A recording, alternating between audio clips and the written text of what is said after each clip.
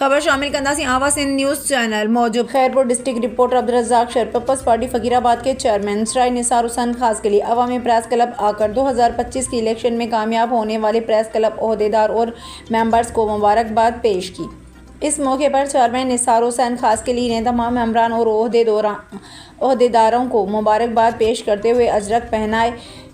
Programme में MNA doctor Nafisa Shah Jilani के जन्मदिन पर केक काटा।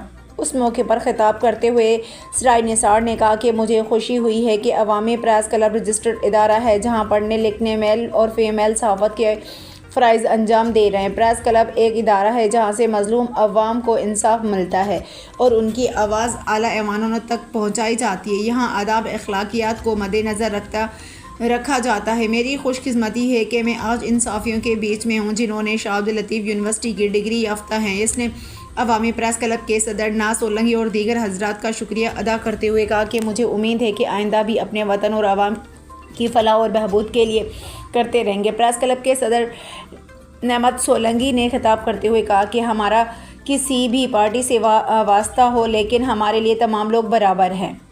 इंशाल्लाह दर्शन के मोबाइल वठी